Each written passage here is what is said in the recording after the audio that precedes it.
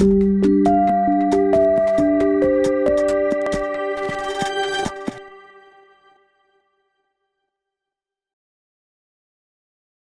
what sort of kind of, technology do you foresee kind of working within those industries to help that happen, if you know what I mean? Mm-hmm.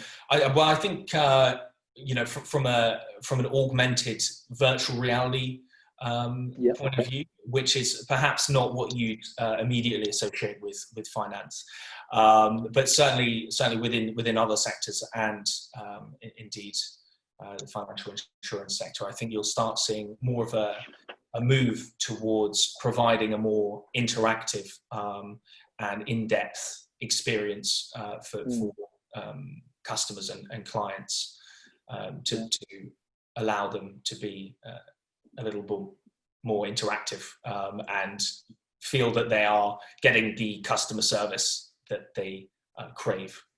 Yeah, so that's, similar, like we've all got our mobile apps for banking, but what we might want is maybe a video kind of application. We're doing a video application for a mortgage or something like that. You don't really just want to fill in the forms. Certainly, yeah, or potentially, with financial advice, and perhaps virtual meeting office spaces might start to crop up. I think it's probably actually going to be quite an exciting time for the virtual space in terms of those, augmented office spaces and meeting technologies.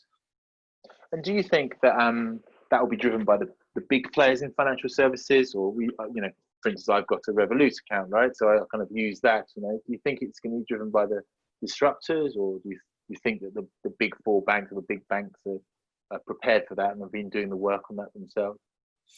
I think that over, sort of the past 5 years, you've certainly seen a lot of the more mainstream players move into technological applications and trying to keep at the forefront, obviously keeping pace with people like Starling and Monzo and these other sort of players within the space.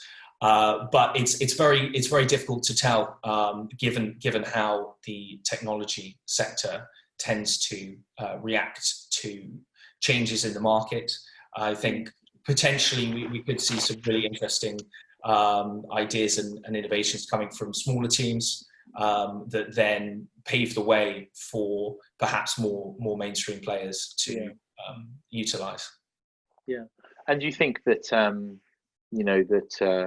of going forward with technology, that this will the platform, as it were, that we're talking about kind of virtual reality, augmented reality in terms of customer service, that sort of thing. Do you think that the technology is there? One of the things we've had in other conversations is how industry hasn't moved, but technology is already prepared for this. Or do you think there's quite a lot of work for tech to do to give the proper customer service that a banking customer would want?